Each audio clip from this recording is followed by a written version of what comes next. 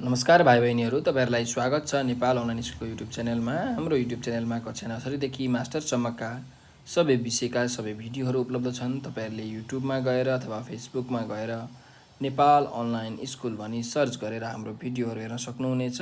हामीले हरेक क्लासको हरेक विषयको old question, model question, concept based question साथसाथै च्याप्टर वाइज क्वेसनका सोलुसन्सको भिडियो बनाएर युट्युब, फेसबुक सबैतिर हालेका छौँ। तपाईहरुले ती भिडियोहरू हेरेर आफ्नो कन्सेप्ट क्लियर गर्न सक्नुहुन्छ, आफ्नो ज्ञानलाई बढाउन सक्नुहुन्छ भने आफ्नो एक्जाम पनि राम्रो गर्न सक्नुहुन्छ।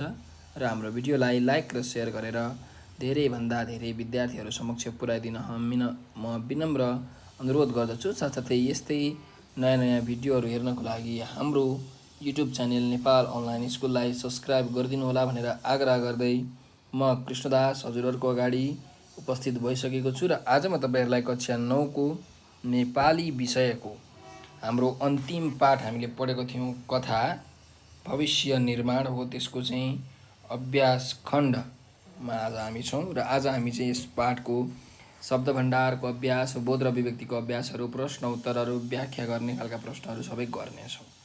योभन्दा अगाडिको भिडियोमा हामीले यस पाठको अध्ययन गरेका थियौँ। यस पाठबाट के सन्देश पाइयो त्यसको विषयमा चर्चा गरेका थियौँ भने यो पाठ भविष्य निर्माणको चाहिँ शब्द अर्थ पनि हामीले हेरेका थियौँ है त।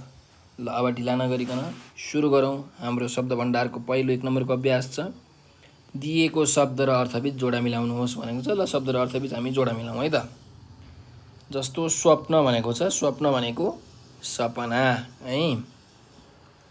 अखबार, अखबार भनेको पत्रिका, पत्रिका अथवा समाचार पत्रलाई अखबार भनिन्छ। अलग्गै, अलग्गै भनेको छुट्टै, भिन्नै है, यसलाई भनिन्छ अलग्गै। अर्को छ गम्भीर, गम्भीर भनेको एकदम धीर स्वभावकोलाई गम्भीर भनेर भनिन्छ। व्यर्थ, व्यर्थ भनेको चाहिँ बिना अर्थ भनेर भन्न खोजेको, निरर्थक है, निरर्थक यसको अर्थ हुन्छ। अर्को जाउँ कलकाँटा भन्ने शब्द छ। कलकाँटा भनेको चाहिँ के हो त भन्दाखेरि यान्त्रिक उपकरणहरू, मेसिनहरूलाई कलकाँटा भनेर भनिन्छ।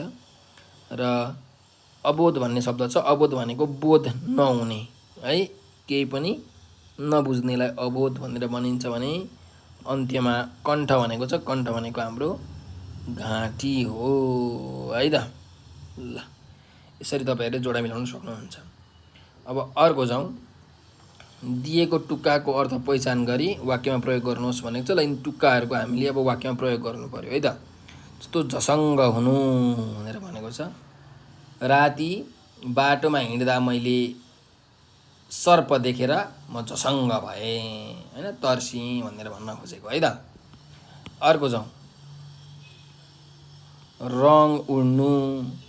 अब यसको के वाक्य बनाउन सकिन्छ भन्दा नराम्रो काम गरेका कारणले गर्दाखेरि मेरो रङ उडिसकेको थियो, मेरो रङ उडिसकेको थियो, यसरी बनाउन सक्नुहुन्छ है। भनेको डराएको थिएँ भनेको, अथवा यसरी लेख्न सक्नुहुन्छ, हजुरबुवाले भूतको कहानी सुनाउँदा मेरो रङ उडेको थियो है, म डराएको थिएँ भनेर भन्न खोजेको।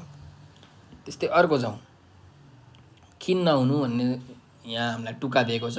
यसको के वाक्य बनाउन सकिन्छ भन्दा छोरालाई जर्मनहरूलाई गोली हानेको कुरा सुनाउँदा कृष्णबहादुर खिन्न भए, यसरी तपाईले लेख्न सक्नुहुन्छ हैन। अर्को जाउँ, कण्ठ भरिनु भनेर भनेको छ। अब हामीले यसको के वाक्य बनाउन सकिन्छ भन्दा पार्वतीको कण्ठ भरिएर उसले आफ्नो छोरालाई केही भन्न सकिनन् है, भनेको बोल्न नसक्नु भनेको है, कण्ठ भरिनु भनेको त्यस्तो खालको अवस्था हुनु है त। अर्को जाउँ, गला रुद्ध हुनु भनेर भनेको छ। छोराको राम्रो कुरा सुनेर हैन, छोराको राम्रो कुरा सुनेर पार्वतीको गला रुद्ध भएको थियो भनेर यसरी हामीले भन्न सक्छौँ है।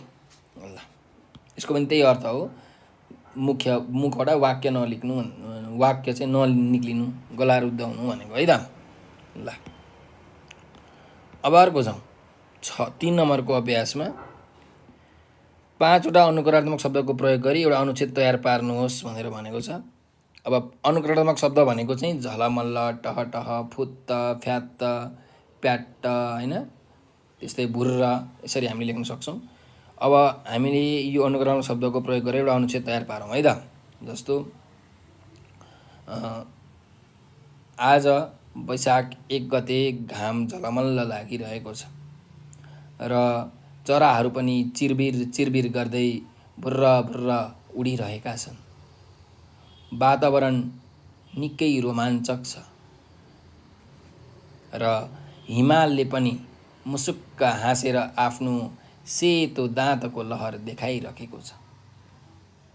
यतिकैमा मेरो बुवा पनि वैशाख 5 गतेको मेलाका लागि सरासर हिँडेर जानुभयो। यसरी तपाईँहरूले अनुच्छेद तयार पार्न सक्नुहुन्छ है त। ल अब जाउँ बोध र अभिव्यक्तिको अभ्यासमा।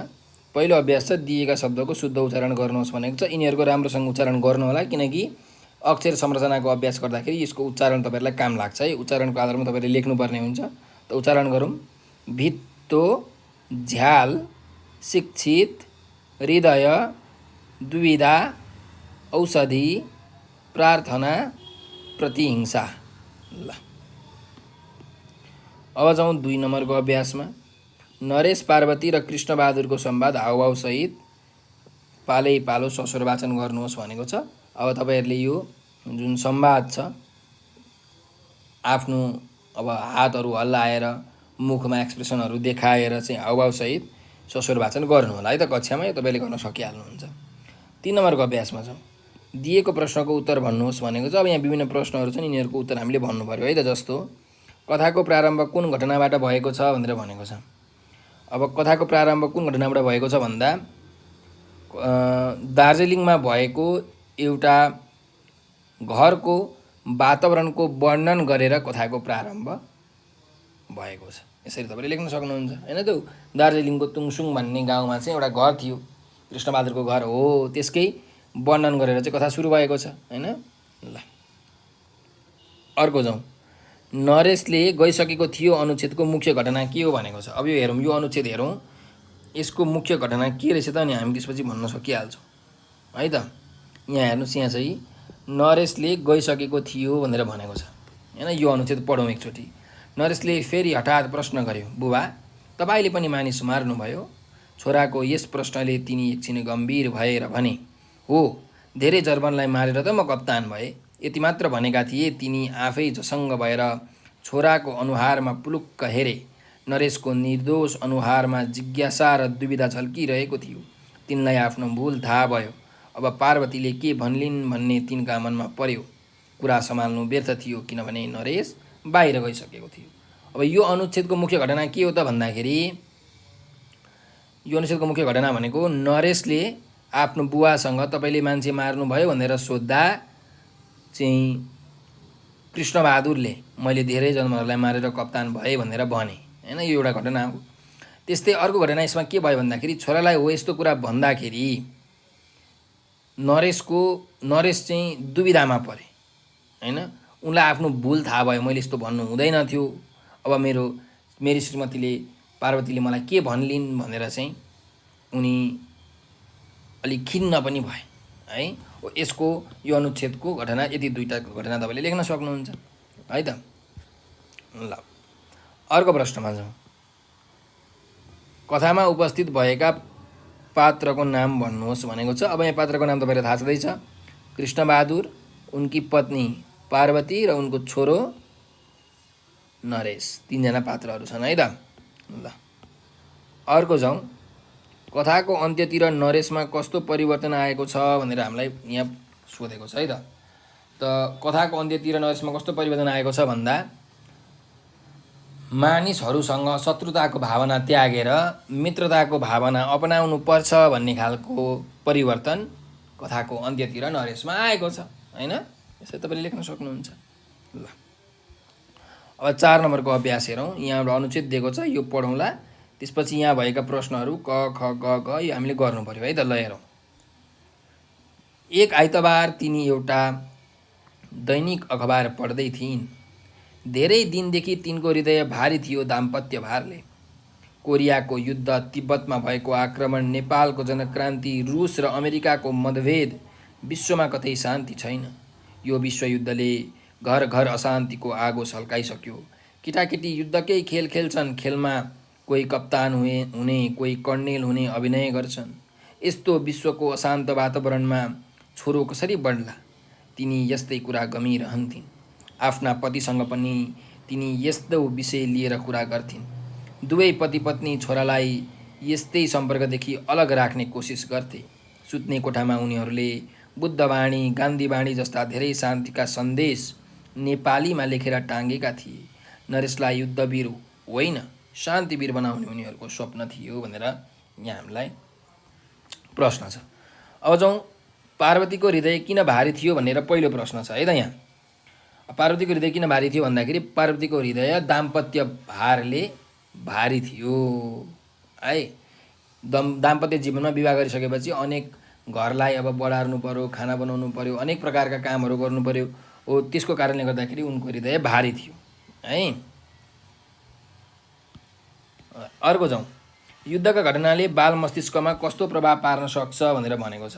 युद्धको घटनाले गर्दाखेरि बाल मस्तिष्कमा शत्रुताको भावना जागृत भएर होइन, शत्रुताको भावना जागृत भएर मानिस बीच द्वेषको भावना जागृत हुन सक्छ है, अथवा द्वेषको भावना जागृत हुने प्रभाव पर्छ। यसरी तपाईँले लेख्न सक्नुहुन्छ। ल अर्को जाउँ, नरेशका आमा बुवाले छोरालाई कुन कुराबाट अलग राख्न खोजेका थिए?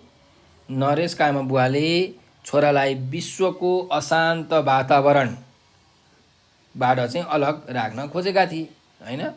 किनकि चारैतिर युद्ध र लडाइँको वातावरण थियो। हो त्यसको प्रभाव उनको छोरामा पर्छ भनेर उसलाई पिर परेको थियो आमा बुवालाई।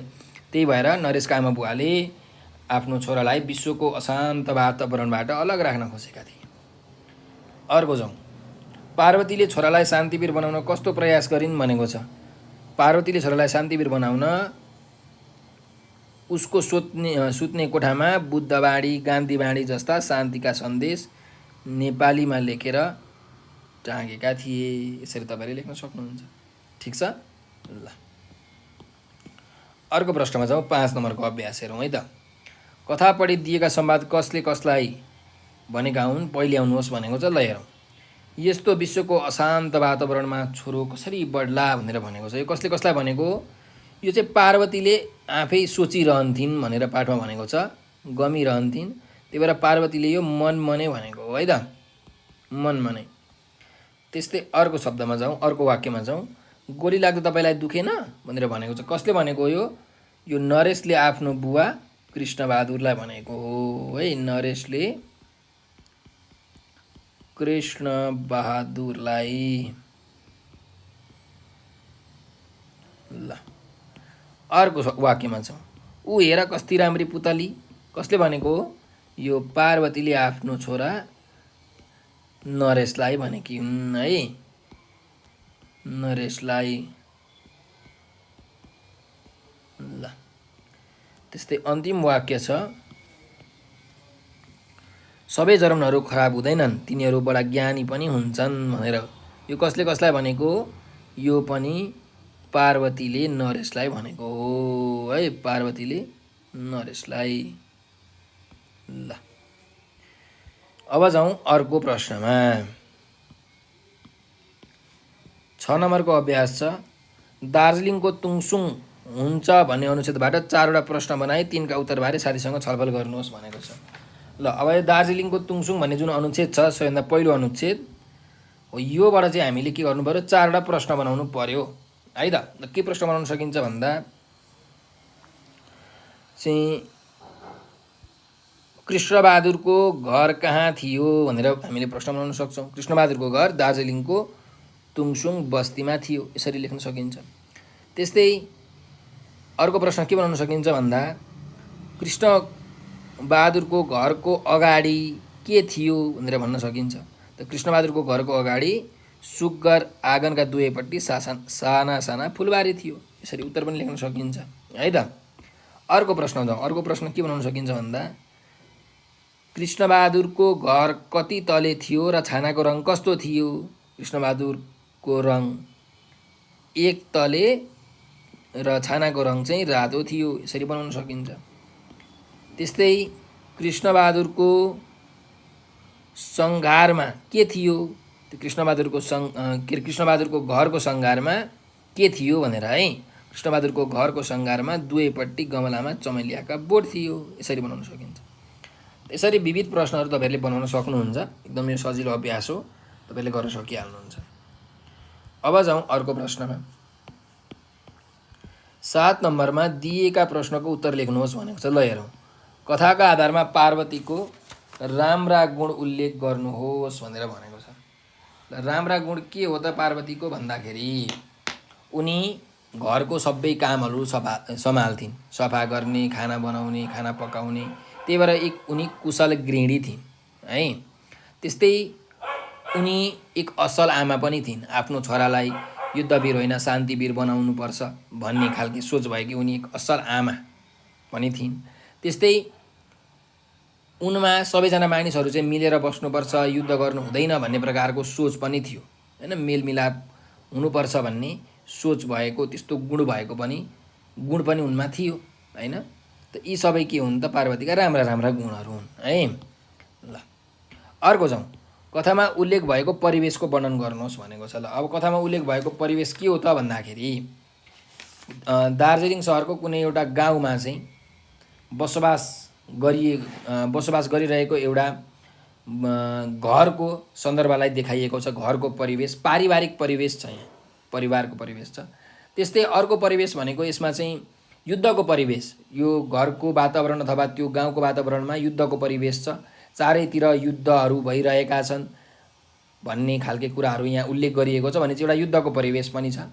र अर्को चाहिँ बालबालिकाको मनोविज्ञान देखाउने खालके चाहिँ परिवेश पनि यहाँ छ हैन। सबै बालबालिकाहरू चाहिँ युद्धको जस्तै गरिकन कोही कर्नेल बन्ने, कोही जर्नेल बन्ने, कोही कप्तान बन्ने, बन्दुक जस्ता खेलौनाहरू लिएर चाहिँ खेल खेल्ने।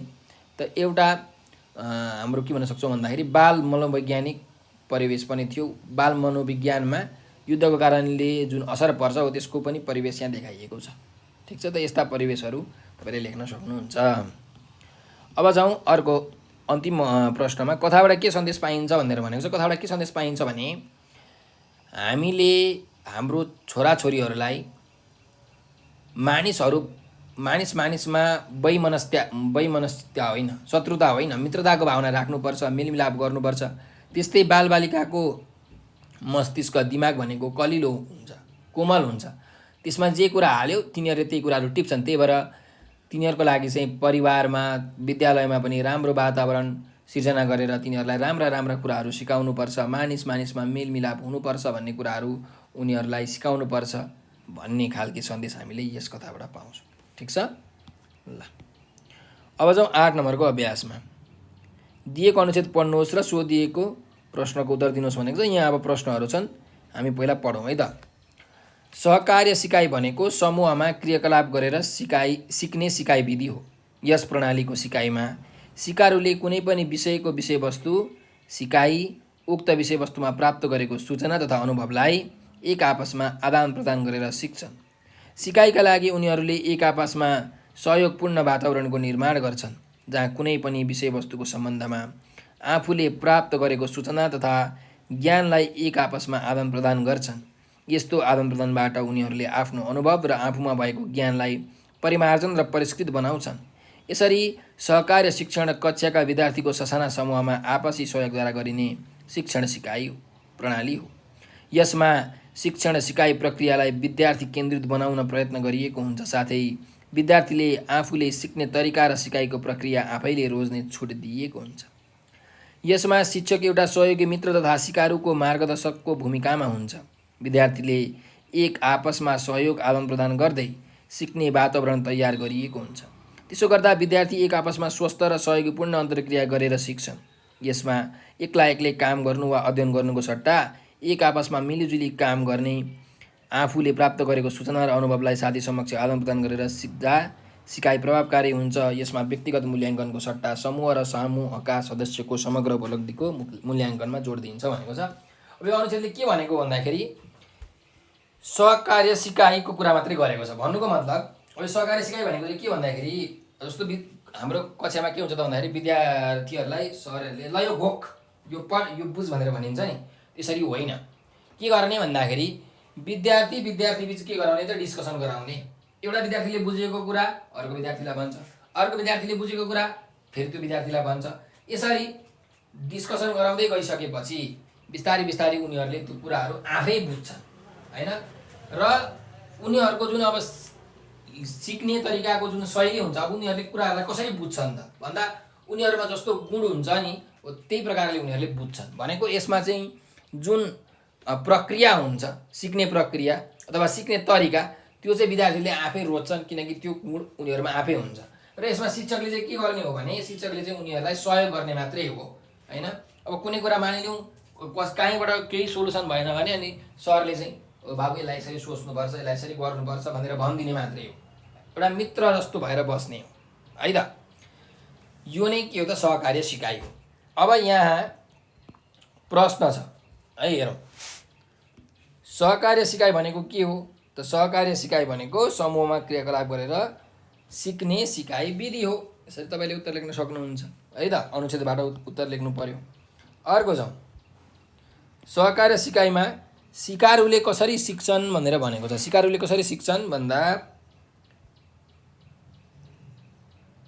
कुनै पनि विषयको विषयवस्तुको सिकाइ उक्त विषयवस्तुमा प्राप्त गरेको सूचना तथा अनुभवलाई एक आपसमा आदान प्रदान गरेर सिक्छन् हैन। सहकार्य सिकाइमा सिकारुले कुनै पनि विषयको विषयवस्तुको सिकाइ उक्त विषयवस्तुमा प्राप्त गरेको सूचना तथा अनुभवलाई एक आपसमा आदान प्रदान गरेर सिक्छन्। यसरी उत्तर लेख्न सक्नुहुन्छ। अर्को जाउँ अर्को प्रश्नमा। यस विधिमा शिक्षकको भूमिका कस्तो रहन्छ भनेर भनेको छ। त यस विधिमा शिक्षकको भूमिका भनेको शिक्षक एउटा सहयोगी मित्र तथा सिकारुको मार्गदर्शकको भूमिका रहन्छ है। यस विधिमा शिक्षकको एउटा सहयोगी मित्र तथा सिकारुको मार्गदर्शकको भूमिका रहन्छ। यसरी तपाईँले लेख्न सक्नुहुन्छ। अब अन्तिम प्रश्न छौँ। यस विधिलाई किन प्रभावकारी मानिन्छ भनेर भनेको छ। यो विधिलाई किन प्रभावकारी मानिन्छ? किनकि हेर्नुहोस् है त, यो विधिमा के हुन्छ भन्दा आफूले प्राप्त गरेको सूचना तथा ज्ञानलाई एक आपसमा आदान प्रदान गर्दै आफ्नो अनुभव र आफूमा भएको ज्ञानलाई परिमार्जन र परिष्कृत गर्न सकिने भएकाले साथसाथै विद्यार्थी केन्द्रित भएकाले चाहिँ यो विधिलाई प्रभावकारी मानिन्छ। के अरे यसरी लेख्न सक्नुहुन्छ। हेर्नुहोस्, यो विधि विद्यार्थी केन्द्रित भएकाले यसमा विद्यार्थीले आफूले प्राप्त गरेको सूचना तथा ज्ञानलाई एक आपसमा आदान प्रदान गर्दै आफ्नो अनुभव र आफूमा भएको ज्ञानलाई परिमार्जन र परिष्कृत गर्न सक्ने भएकाले यो विधि प्रभावकारी मानिन्छ। यसरी तपाईँले लेख्न सक्नुहुन्छ। ठिक छ ल। अब जाउँ ख नम्बरको अभ्यासमा। भाषा संरचना पहिचान गर्नुहोस् भनेको ल, यो पहिचान गरौँ है त। अन्तर्क्रिया र सिकारू शब्दलाई वाक्यमा प्रयोग गर्नुहोस् भनेको छ। अन्तर्क्रिया भनेको के हो त भन्दाखेरि डिस्कसन, एक आपसमा हुने जुन डिस्कसन छ, नराम्रोवाला डिस्कसन होइन है, राम्रोवाला डिस्कसन। कुनै नयाँ कुराहरू सिकिन्छ भने त्यसलाई अन्तर्क्रिया भनेर भनिन्छ। सो हामीले के वाक्य बनाउन सक्छौँ भन्दाखेरि कुनै पनि कुराको ज्ञान राम्ररी बुझ्नको लागि अन्तर्क्रिया एक प्रभावकारी साधन हैन, अथवा प्रभावकारी विधि हो। यसरी लेख्न सक्नुहुन्छ। अर्को जाउँ, सिकारू भन्ने शब्द। सिकारू भनेको चाहिँ भर्खर सिकेको हैन। त अहिले हाम्रो देशमा विभिन्न सिकारू शिक्षकहरूले कक्षामा पढाइराख्नु भएको छ। अनुभवी होइन, सिकारू शिक्षकहरूले कक्षामा पढाइराख्नु भएको छ भनेर यसरी तपाईँहरूले वाक्य बनाउन सक्नुहुन्छ। अर्को प्रश्नमा जाउँ। अनुच्छेदको जहाँ कुनै पनि विषयवस्तुको सम्बन्धमा आफूले प्राप्त गरेको सूचना तथा ज्ञानलाई एक आपसमा आदान प्रदान गर्छन् वाक्यलाई कर्मवाच्यमा परिवर्तन गर्नुहोस् भनेको छ। अब हेर्नुहोस्, वाच्यका प्रकार हुन्छ कर्तृवाच्य, कर्मवाच्य र भाववाच्य भनेर हुन्छ। जस्तो रामले भात खान्छ भन्ने एउटा कुनै वाक्य छ भने त्यसलाई कर्मवाच्यमा के हुन्छ? कर्म प्रमुख हुन्छ के, रामद्वारा भात खाइन्छ, यो भनेको चाहिँ कर्मवाच्य भयो। रामले भात खान्छ कर्तृवाच्य, कसले भात खायो? रामले। भनेको कर्ता प्रमुख, राम भनेको कर्ता हो, काम गर्ने मान्छे हो, भात खाने मान्छे, त्यही भएर त्यहाँ कर्ता प्रमुख भयो। कर्मवाच्यमा के हुन्छ? कर्म प्रमुख हुन्छ भनेको काम प्रमुख हुन्छ। रामद्वारा भात खाइयो, के खाइयो? भात खाइयो। त्यही भएर यो पनि अब हाम्रो कर्तृवाच्यमा छ, यसलाई कर्मवाच्यमा हामीले परिवर्तन गर्नु पर्यो। यहाँ हेर्नुहोस्, तपाईँले एउटा कुरा याद गर्नुहोस्, गर्छन् भनेको छ। कसले गर्छन्? आफूले अथवा भनौँ विद्यार्थीले, होइन, जहाँ कुनै पनि विशेष सम्बन्धमा आफूले गर्छन् भनेर भनेको छ। आफू भनेको कर्ता हो, त्यही भएर गर्छन् भयो। अब यसलाई कर्तृवाच्यमा परिवर्तन गर्दा के हुन्छ त भन्दा गरिन्छ भनेर हुन्छ। के हुन्छ अरे?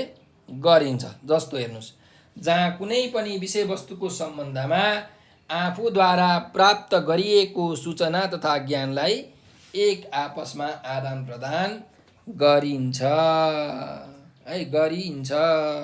यसरी तपाईँहरूले लेख्नु पर्यो है त। गरिन्छ, के गरिन्छ?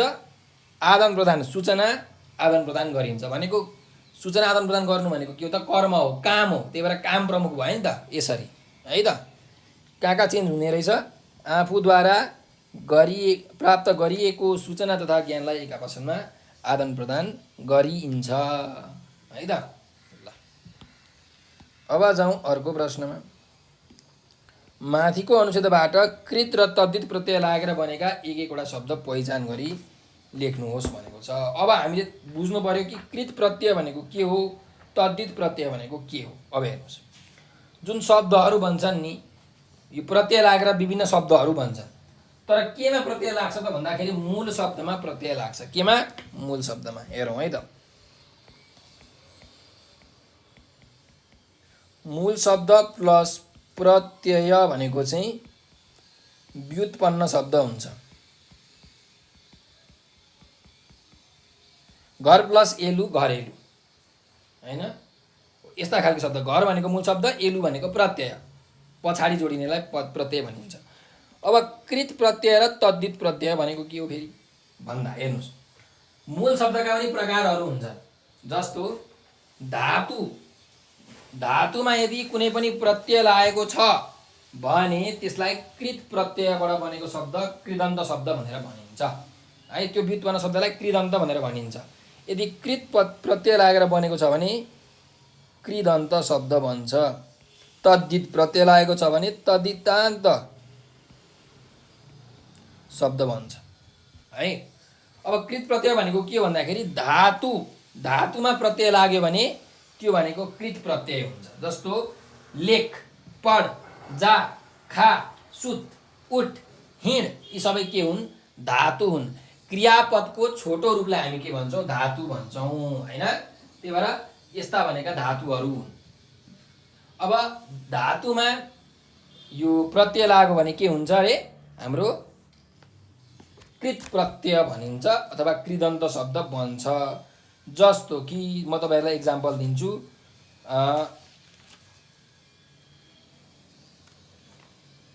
खोस, खोस भनेको खोज्ने काम, खोस प्लस उवा, खोसुवा। त्यस्तै वन प्लस ओट, बनोट। वन भनेको धातु हो नि त, भन्छ धातुमा प्रत्यय लाग्यो ओट भन्ने प्रत्यय, वन प्लस ओट, बनोट। त्यस्तै चल प्लस ती, चल्ती। चल भनेको धातु हो। त्यस्तै पढ प्लस नु, पढ्नु। यो पनि के हो त? पढ भनेको धातु हो। यस्ता विभिन्न शब्दहरू हुन्छन्। अब कृत प्रत्यय लागेका शब्दहरू के हुन्छ त होला त? यहाँ हेर्नु, सुरुमै मैले एउटा भेटाइहालेँ, सिकाइ, सिक प्लस आई, सिकाइ। ल लेख्नुहोस्,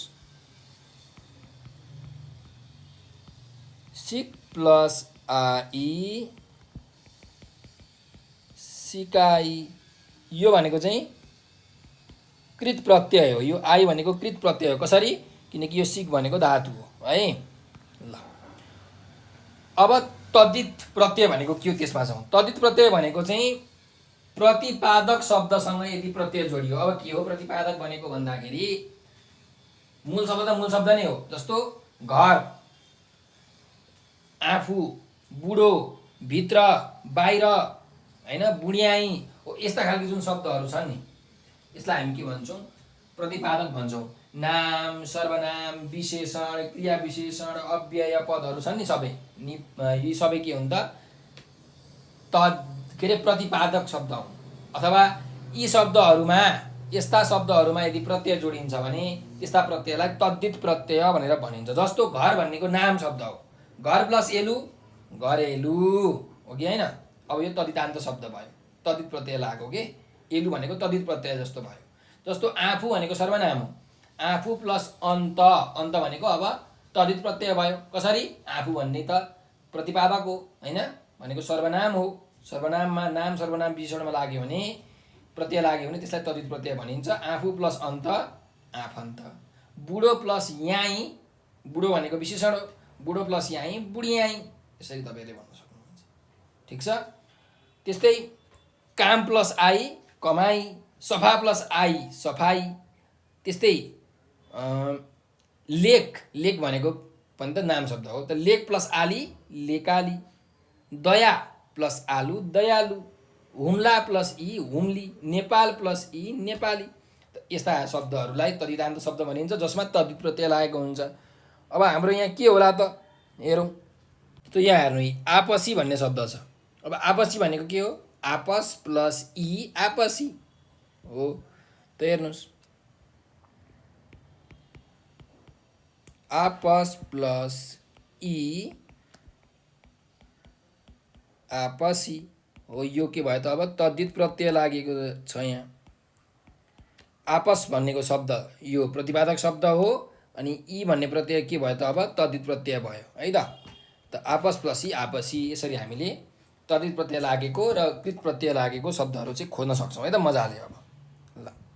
अब जाउँ अर्को अभ्यासमा, अर्को प्रश्नमा।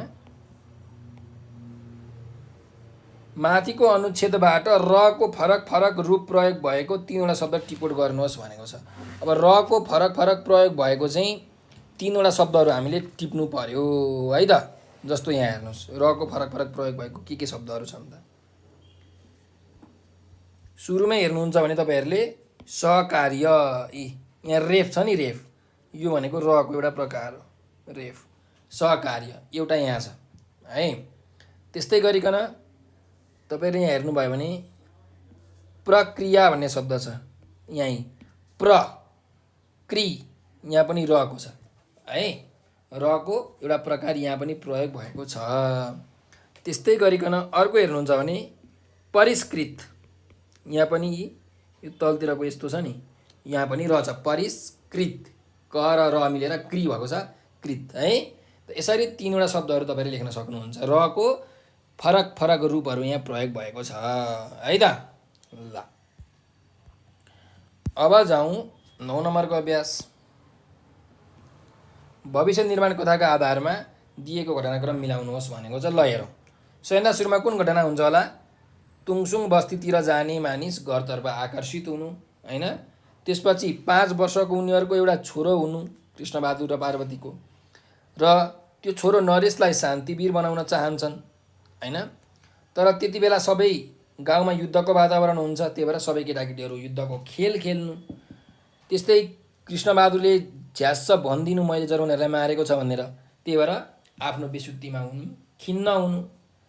अनि खिन्न भइसकेपछि नरेशले लामो काठ बोकेर अजीब चालले कोठामा प्रवेश गर्नु, र पार्वतीले त्यसपछि चाहिँ आफ्नो पतितिर जिज्ञासु दृष्टिले हेर्नु, र अन्त्यमा पार्वतीले छोराको भविष्य निर्माण गर्नु। यसरी तपाईँहरूले 1 2 3 4 5 6 7 8 भनेर चाहिँ यो घटनाक्रमलाई मिलाएर लेख्न सक्नुहुन्छ। कुन घटना पहिलो भयो, कुन दोस्रो भयो भनेर तपाईँले लेख्न सक्नुहुन्छ। अब जाउँ 10 नम्बरमा, व्याख्या गर्नुहोस् भनेको छ।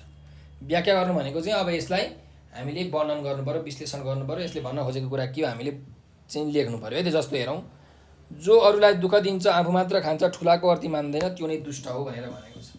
अब व्याख्या गर्दाखेरि तपाईँले के गर्नु पर्यो? यो अंश कुन किताबको कुन पाठबाट लिएको हो, यसका लेखक को हुन्, अनि यो कुन सन्दर्भमा कसले कसलाई भनेको हो, यस्तो कुरा तपाईँले समावेश गर्नुपर्छ। अनि बल्ल यसको व्याख्या गर्नुपर्ने हुन्छ है त। त लेख्न सक्नुहुन्छ कि प्रस्तुत उद्धरण अथवा प्रस्तुत कथांश कक्षा 9 को नेपाली किताबको भविष्य निर्माण भन्ने कथाबाट साभार गरिएको हो। यस कथाका कथाकार देवी कुमारी थापा हुनुहुन्छ र उहाँले यस कथामा एउटा बाल मस्तिष्कमा चाहिँ पर्ने प्रभावको बारेमा बडो आकर्षक ढङ्गले प्रस्ट्याउनु भएको छ अथवा देखाउनु भएको छ है। अब हेर्नुहोस्, जो मानिस अरूको भलो गर्ने इच्छा राख्छ, चाहना राख्छ, त्यो मानिसलाई हामी सज्जन भनेर भन्छौँ। र जो मानिसले अरूलाई दुःख दिने काम गर्छ, अरूलाई दुःख पीडा वेदना दिएर उनीहरूलाई रुवाउने काम गर्छ, तिनीहरू मान्छेहरूलाई हामी नराम्रो मान्छे अथवा दुष्ट भनेर भन्छौँ।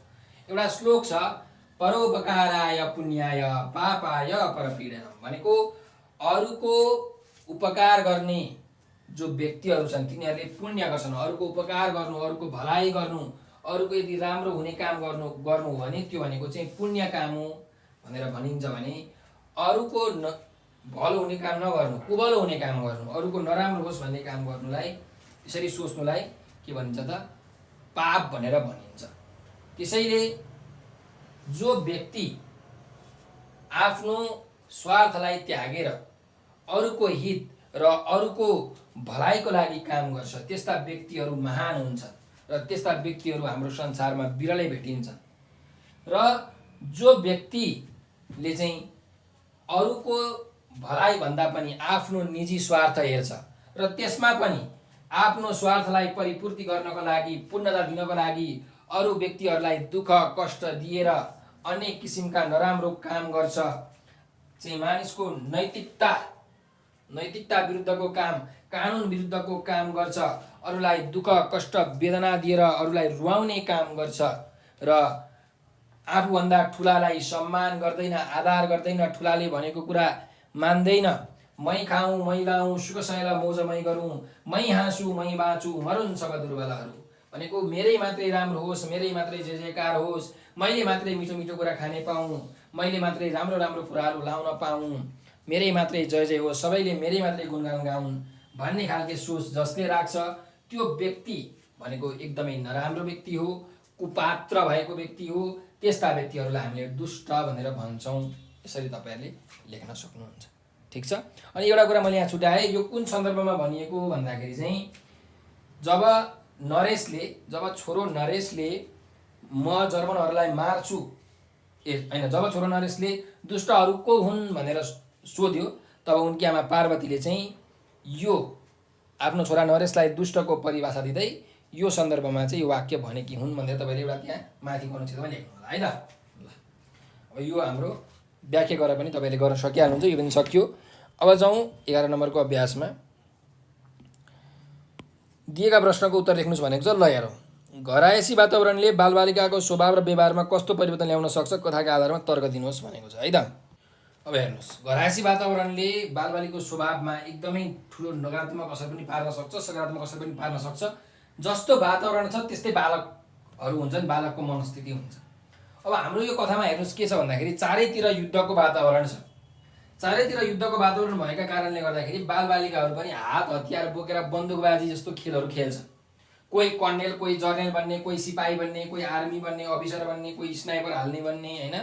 यसरी चाहिँ बालकहरूमा चाहिँ म अब ठुलो भएर बरु आर्मी नै बन्छु, शत्रुहरूलाई मार्छु, मानिसहरूलाई मार्छु भन्ने खालका सोचहरू उनीहरूमा पैदा हुन्छ। यो सबै आसपासको वातावरण गर्दाखेरि नै हो। त्यस्तै घरमा पनि नरेशका बुवा कृष्णबहादुर एक कप्तान हुन्, भूतपूर्व कप्तान हुन्। उनले आफ्नो जीवनकालमा सैनिकमा रहँदाखेरि युद्धमा कैयौँ जर्मनहरूलाई मारेका थिए र यही कुरा उनको छोराले सोद्धाखेरि तपाईँको यो हातमा घाउ कसरी लाग्यो, टाटा कसरी बस्यो, दाग कसरी बस्यो भन्दाखेरि उनले आफ्नो बेसुद्धिमा छोरालाई भनिहाले कि जर्मनहरूलाई मैले मारेको थिएँ भनेर। अनि उनीहरूले मलाई गोली हानेर यो दाग बसेको भनेर यसरी भनेपछि छोरा नरेशको दिमागमा एउटा मगजमा एउटा कुरा के बस्यो भने जर्मनहरू भनेका त हाम्रा शत्रु पो रहेछन् त, तिनीहरूलाई त हामीले मार्नु पर्ने रहेछ, यो संसारबाट तिनीहरूलाई सदाको लागि विदा गरिदिनु पर्ने रहेछ, तिनीहरूको सर्वनाश गरिदिनु पर्ने रहेछ। त्यही भएर म पनि भविष्यमा गएर अब आर्मी बन्छु र जर्मनहरूलाई मेरो बुवालाई जसले गोली हानेका हुन् तिनीहरूलाई म मार्छु भन्ने सोच नरेशको बाल मस्तिष्कमा पैदा भएको छ। त्यस्तै पछि अन्त्यमा गएर पार्वतीले सबै जर्मनहरू चाहिँ नराम्रा हुँदैनन् ती तिम्रो बुवालाई गोली हाने त दुष्टहरू हुन्, नराम्रो व्यक्तिहरू हुन्, जो अरूको नराम्रोको लागि काम गर्छ। आफू मात्रै खाऊ, आफू मात्रै बाँचु, आफ्नो स्वार्थलाई मात्रै सर्वश्रेष्ठ ठान्दछ, ठुलाले भनेको अर्थी उपदेश मान्दैन हो, त्यस्ता दुष्टहरूले चाहिँ तिम्रो बुवालाई गोली हानेका हुन्। सबै जर्मनहरू नराम्रा हुँदैनन्। जर्मनहरू त अरूलाई सहयोग गर्ने, अरूको रोगको उपचार गर्ने एकदम सहयोगी भावनाका हुन्छन् भनेर यसरी भनिसकेपछि बल्ल नरेशको जुन बाल मस्तिष्कमा जर्मनहरू चाहिँ नराम्रा व्यक्ति हुँदैन रहेछन्, तिनीहरू त राम्रा हुँदो रहेछन्, दुष्टहरूले पो यस्तो गरेको रहेछन् भन्ने कुरा पसेपछि अन्त्यमा उसले म पनि जर्मनहरू जस्तै बन्छु, म पनि अरूको सेवा गर्छु, म पनि ठुला व्यक्तिले भनेको अर्थी उपदेशहरू मान्छु, सबै समाजको हितका लागि भलाइका लागि काम गर्छु भनेर उसको बाल मस्तिष्कमा त्यो सन्देश अथवा समाचार भनौँ न, त्यो जानकारी छापिएको छ। भनेपछि यो घर आएपछि वातावरणले, घरमा भएको वातावरणले बाल मस्तिष्कमा एकदमै ठुलो प्रभाव पार्ने रहेछ भन्ने कुरा हामीले यहाँबाट पुष्टि हुन्छ अथवा भन्न सक्छौँ। ठिक छ। अर्को छौँ, नरेशको जर्मनप्रतिको सोच यदि परिवर्तन नभएको भए आमा बुवाले कसरी सुधार गर्थे होला अनुमान गरी समीक्षा गर्नुहोस् भनेको छ। अब यो तपाईँहरूको चाहिँ अनुमान गर्ने खालके प्रश्न छ है त।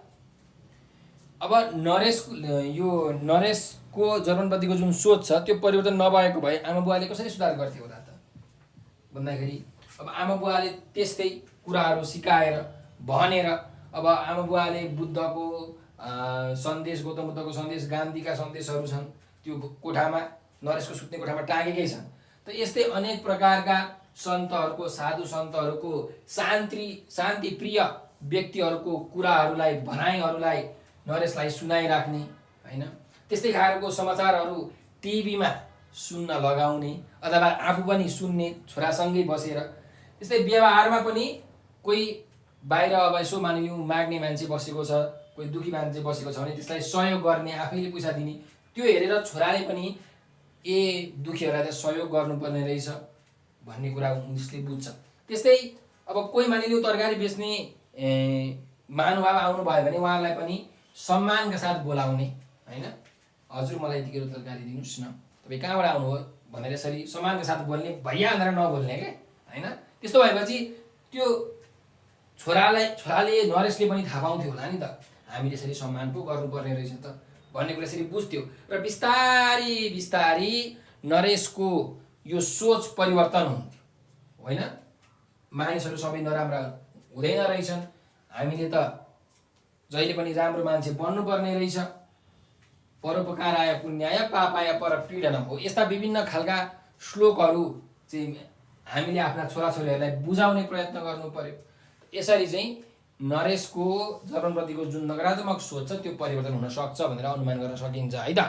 अब तपाईँले अरू कुराहरू पनि यहाँ थपथाप गर्न सक्नुहुन्छ, तपाईँहरूले जे कुरा बुझ्नुहुन्छ त्यो कुरालाई तपाईँले मिलाएर लेख्नु होला है त। ल अब जाउँ 12 नम्बरको अभ्यासमा। नरेशको मानसिक अवस्थाको चित्रण कथामा कुन कुन सन्दर्भमा भएको छ वर्णन गर्नुहोस् भनेको छ। नरेशको मानसिक अवस्थाको चित्रण कुन कुन सन्दर्भमा भएको छ भन्दाखेरि, एउटा गाउँमा चाहिँ सबैजनाहरूले अब युद्धको खेल खेल्दाखेरि उसले पनि युद्धको खेल खेल्ने जस्तो कार्यमा सहभागी भएको कुराहरू चाहिँ देखाइएको छ एक प्रकारले भन्ने हो भने। त्यो एउटा के छ त, उसको मानसिक स्थिति छ, बाहिर जस्तो वातावरण भयो त्यस्तै वातावरण यहाँ छ भन्ने कुरा नरेशमा।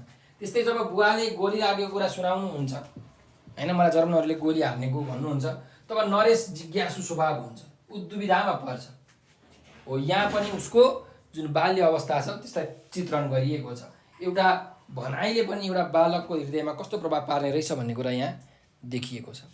त्यस्तै अर्को आमाले ऊ हेर त कति राम्रो पुतली भनेर चाहिँ नरेशलाई बहलाउनु भएको छ भनेपछि केटाकेटीको मन कस्तो हुन्छ भने एकैछिनमा बहकिने खालको हुन्छ। जे कुरामा हामीले तिनीहरूको मनलाई केन्द्रित गऱ्यौँ त्यही कुरामा तिनीहरूको मन केन्द्रित हुन्छ हो। त्यति बेला पनि नरेशको मानसिक अवस्थाको चित्रण गरिएको छ। त्यस्तै गरिकन अन्त्यतिर आमाले जब नरेशलाई सबै जर्मनहरू नराम्रा हुँदैनन्, गोली हाने त दुष्टहरूले मात्रै हुन्, नराम्रो व्यक्तिहरूले हुन् भनेर भनिसकेपछि उसको जुन बाल विचार छ, उसको दिमागमा के प्रश्न आउँछ नि, दुष्ट भनेका को हुन् त त्यसो भए होइन, जिज्ञासु स्वभाव केटाकेटीहरू हुन्छन्, उनीहरूको त्यो स्वभाव नै हो, प्रकृति नै हो, त्यहाँ उसको मानसिक चित्रण भएको छ। त्यस्तै अन्त्यमा गएर फेरि पनि चाहिँ हामीले राम्रो काम मात्रै गर्नुपर्छ, अरूको भलाइको हुने काम मात्रै गर्नुपर्छ, पछि गएर राम्रो मान्छे बन्नुपर्छ, दुष्ट बन्नु हुँदैन, अरूको नराम्रो गर्ने, आफू मात्रै खाने, आफू मात्रै बाँच्ने, मेरै मात्रै राम्रो होस् भन्ने खालको सोचहरू राख्नु हुँदैन। यस्ता व्यक्तिहरू चाहिँ दुष्ट हुन् भनिसकेपछि बल्ल नरेशको मगजमा, नरेशको बाल मस्तिष्कमा म चाहिँ राम्रो मान्छे हुनुपर्छ, नराम्रो मान्छे त हुनु हुँदैन भन्ने कुराको जुन ज्ञान छ, त्यो ज्ञानको बीज पलाएको छ। यहाँ पनि उसको मानसिक अवस्थाको चित्रण भएको छ। सर तपाईँले लेख्न सक्नुहुन्छ है त। अब यहाँ 13, 14, 15, 16 जस्ता प्रश्न छन्, यो तपाईँले आफै गर्नु होला है त। हेर्नुहोस्, विद्यालयस्तरीय खेलकुद प्रतियोगिता आयोजना गर्ने विषयमा एउटा अन्तर्क्रिया गर्नुहोस् भनेको छ। अब तपाईँहरूकोमा साथीहरू हुनुहुन्छ होला, अब विद्यालय बिच कुनै खेलकुद प्रतियोगिता आयोजना गर्नको लागि चाहिँ अब तपाईँहरूले डिस्कस गर्नु पऱ्यो क्या हाम्रो साथीहरूसँग, कुन कुन खेल खेल्दा चाहिँ हुन्छ होला होइन, हामीले कस्तो स्ट्राटेजी बनाउनुपर्छ होला। हाम्रो जस्तो मानिलिउँ फुटबल खेल्ने भयो अरे, फुटबल खेल्नको लागि को विद्यार्थीहरू छनौट गर्ने, को विद्यार्थीहरू राम्रो छन्, प्रतियोगिता हामीले आयोजना गरिसकेपछि चाहिँ के पुरस्कारहरू हामीले राख्ने हो होइन, कति उपहार पुरस्कार दिने हो, को अतिथिहरूलाई बोलाउने हो होइन, के सामान किन्ने हो, यस्तो बारेमा तपाईँहरूले डिस्कस गरेर अन्तर्क्रिया गर्न सक्नुहुन्छ होइन। ल, तपाईँहरूले अन्तर्क्रिया गरिराख्नु भएकै हुन्छ है, जहिले पनि गाउँमा पनि खेल खेल्दाखेरि तपाईँहरूलाई थाहा भएको होला। एक अनुच्छेदमा कथाको मुख्य सार लेख्नुहोस् भनेको छ। अब एक अनुच्छेदमा यो कथाको मुख्य सार भनेको के हो भन्दाखेरि एउटा गाउँ, सार भनेको चाहिँ छोट्याएर लेख्नु भनेर भन्न खोजेको है त। अब एउटा गाउँमा एउटा सानो घर हुनु, रमणीय घर भएको छ, रमणीय घर थियो। त्यस घरमा कृष्णबहादुर, नरेश र पार्वती, 3 जना पति पत्नी र उसको छोरा बस्दथे। त्यस बेला त्यो गाउँमा युद्धको वातावरण थियो, युद्धको माहौल थियो र नरेश उसको छोरोले त्यही माहौलमा घुलमिल हुन्छ कि भन्ने आमा बुवालाई डर थियो। आमा बुवा उसलाई युद्धवीर होइन शान्तिवीर बनाउन चाहन्थे। र यही क्रममा एक दिन नरेशले आफ्नो बुवाको दाग देखेर होइन, बुवाको शरीरमा दाग देखेर बुवालाई सोध्यो, तपाईँको यो दाग कसरी भयो भनेर भन्दा कृष्णबहादुरले मैले जर्मनहरूसँग युद्ध गर्दा उनीहरूले जुन गोली हानेका थिए ती गोलीको कारणले यो दाग बसेको हो, मैले पनि जर्मनहरूलाई मारे, धेरै जर्मनहरूलाई मारे भनेर उसले भनेपछि उसको बाल मस्तिष्कमा, कसको, नरेशको बाल मस्तिष्कमा जन्महरू चाहिँ नराम्रो रहेछन्, तिनीहरूलाई मार्नुपर्छ भन्ने भाव जागृत भयो। र यसरी उसले बन्दुकको खेलौना ल्याएर म जर्मनहरूलाई मार्छु, पछि गएर जर्मनहरूलाई मार्छु भनेर भनेपछि पार्वती, उनकी आमा, नरेशकी आमा पार्वतीको मनमा ठुलो चोट पर्यो र नरेशलाई यो मनस्थितिबाट अलग्ग राख्नको लागि अथवा यसमा सुधार गर्नको लागि उनले सबै जर्मनहरू दुष्ट हुँदैनन्, सबै जर्मनहरूले मान्छेलाई मार्दैनन्, जर्मनहरू त अरूको सेवा गर्ने, रोगीको उपचार गर्ने खालका हुन्छन्, मैत्री भावना राख्ने हुन्छन् भनेर भनिसकेपछि नरेशको बाल मनोविज्ञानमा पनि परिवर्तन आएको छ र पछि म पनि जर्मनहरू जस्तै बन्छु, उनीहरूलाई साथी बनाउँछु, उनीहरू जस्तै रोगको निवारण गर्ने काम गर्छु भनेर भनिसकेपछि पार्वती आफ्नो छोराको भविष्य निर्माण गर्न सकेकोमा खुसी हुन्छन्। यसरी यो कथा समाप्त हुन्छ। यही कुरा तपाईँले लेख्नु पर्यो है। अझ यसलाई छोटो बनाएर लेख्नु भयो भने झन् राम्रो। अब यसको सन्देश पनि तपाईँले लेख्न सक्नुहुन्छ, के सन्देश पायौँ भनेर है त। 15 नम्बरमा जाउँ। डर, रिस, दुःख, खुसी जस्ता संवेग मानवीय र मानवेतर दुवै पात्रमा हुन्छन्। यस्ता संवेगको प्रस्तुतिमा के भिन्नता हुन्छ कक्षामा छलफल गर्नुहोस् भनेर भनेको छ है त। अब यहाँ दुईटा पात्र छन् हेर्नुहोस् है, एउटा मानवीय पात्र, अर्को मानवेतर पात्र। मानवीय पात्र भनेको चाहिँ मानिसहरू, मनुष्यहरूलाई के भनिन्छ, मानवीय भनेर भनिन्छ, मानवीय पात्र भनिन्छ। अब मानवेतर भनेको चाहिँ मनुष्य बाहेक अरू है, मान्छे बाहेक अरू पात्रहरू हुन्छन्, सो जीव जन्तु जनावरहरू हुन्छन्, प्राणीहरू हुन्छन्, तिनीहरूलाई मानवेतर पात्र भनिन्छ। त यीहरू मानवीय पात्र र मानवेतर पात्र दुवैमा यस्ता मानवीय संवेगहरू अथवा भनौँ न अरू मानवेतर संवेगहरू डर, रिस, पीडा, दुःख, वेदना, ईर्ष्या, खुसी यस्ता सबै कुराहरूका संवेगहरू हुन्छन्। तर यिनीहरूले कसरी यो कुरा देखाउँछन् त? मान्छे डरायो भने थाहा भइहाल्छ अनुहारहरू होइन, थरथर थरथर काम्न थाल्छ। रिस उठ्यो भने पुरै आँखा रातो हुन्छ रिसाएर। दुःख पऱ्यो भने खिन्न भएर बस्छ, रुन थाल्छ। खुसी भयो भने उसको मुखमा मुस्कान देखिन्छ। हो यसरी नै अब मानवेतर पात्रहरू भनेको जीवजन्तुहरूमा कसरी देखिन्छ त भन्दा खुसी भयो भने के हुन्छ, जीवजन्तुहरू उफ्रिन थाल्छन् थाल्दैन हो, यसरी थाहा पाइन्छ। त्यस्तै डर लाग्यो भने आफ्नो शरीर कुप्र पार्छन्, पर पर पर पर सर्छ। रिस उठ्यो भने आवाज निकाल्छन्, घारघुर गर्दै आवाज निकाल्न थाल्छ रिस उठ्यो भने होइन। त हो यस्ता खालके भिन्नताहरू हुन्छन्, तपाईँहरूले यो लेख्न सक्नुहुन्छ। र जुन 16 नम्बरको अभ्यास छ, दिएको सन्दर्भ पढ्नुहोस् र तोकेको कार्य गर्नुहोस्, यो तपाईँहरूले गर्न सक्नुहुन्छ। यो सन्दर्भ पढेर यहाँ दिएको कार्य गर्नुहोला। र यो सँगसँगै हाम्रो यो अन्तिम पाठको पनि अभ्यास सबै सकिसकेको छ। तपाईँहरूलाई यो भिडियो कस्तो लाग्यो कमेन्टमा प्रतिक्रिया दिन भने नबिर्सनु होला। र यदि तपाईँहरूलाई कुनै समस्या आइपरेको छ, केही कुरा सोध्न मन लागेको छ भने यो नम्बरमा तुरुन्त अहिलेको अहिले ढिला नगरिकन भाइबर, टेलिग्राम र व्हाट्सएपमा मेसेज गर्नु होला है। 9849595895 मा मेसेज गरेर आफ्नो समस्या भन्नु होला। त्यस्तै तपाईँहरूलाई कुनै पनि क्लासको कुनै पनि सब्जेक्टको भिडियो चाहिएको छ भने पनि मेसेज गर्नु होला। सर मलाई क्लास 9 को म्याथको सबै भिडियो पठाइदिनुहोस्, सर मलाई क्लास 9 को नेपालीको सबै भिडियो पठाइदिनुहोस् भनेर यसरी यो नम्बरको भाइबर, व्हाट्सएप र टेलिग्राममा मेसेज गर्नुभयो भने हामीसँग जे जति भिडियोहरू छन् ती सबै भिडियोहरू हामी तपाईँलाई पठाइदिन्छौँ। र हाम्रो युट्युब च्यानल नेपाल अनलाइन स्कुलमा हामीले 30,000 भन्दा पनि धेरै भिडियो बनाएर हालेका छौँ, जसमा हरेक क्लासको, हरेक सब्जेक्टको, हरेक च्याप्टरको old question, model question, concept based question, chapter wise क्वेसनका सोलुसनहरूको भिडियो छ। ती भिडियोहरू तपाईँहरूले युट्युबमा, फेसबुकमा, टिकटकमा, भाइबरमा, इन्स्टाग्राममा सबैतिर हेर्न सक्नुहुन्छ। नेपाल अनलाइन स्कुल भनेर तपाईँले सर्च गर्नुभयो भने तपाईँले हाम्रो भिडियोहरू भेटाउन सक्नुहुन्छ। र ती भिडियोहरू हेरेर तपाईँहरूले आफ्नो ज्ञानलाई बढाउन सक्नुहुन्छ, नलेज तिखार्न सक्नुहुन्छ र आफ्नो एक्जाम पनि तपाईँले राम्रो गर्न सक्नुहुन्छ। हामीले एक्जाम फोकस क्वेसनहरू पनि बनाएर भिडियोहरू हालेका छौँ। र हाम्रो भिडियोहरूलाई लाइक र सेयर गरेर धेरैभन्दा धेरै विद्यार्थीहरू समक्ष पुर्याइदिन म विनम्र अनुरोध गर्दछु भने हाम्रो युट्युब च्यानल नेपाल अनलाइन स्कुललाई सब्सक्राइब पनि गरिदिनु होला। यस्तै नयाँ भिडियोहरू, यस्तै नयाँ कन्टेन्टहरू हामी लिएर आउने नै छौँ। हजुरहरूको साथ र सहयोगको कारणले गर्दाखेरि अहिले नेपाल अनलाइन स्कुलले उचाइ छुन सफल भएको छ। र यसरी नै तपाईँहरूले माया गरिदिराख्नु भयो भने हामी यसरी नै हजुरहरूलाई चाहिने खालका नयाँ भिडियोजहरू, नयाँ कन्टेन्टहरू लिएर आउने नै छौँ। त्यतिसम्मको लागि बिदा लिन चाहन्छौँ। हजुरहरूले आफ्नो अमूल्य समय दिएर यो भिडियो अन्त्यसम्म हेरिदिनु भयो, त्यसको लागि तपाईँहरूलाई हृदयबाट धेरै धेरै धन्यवाद।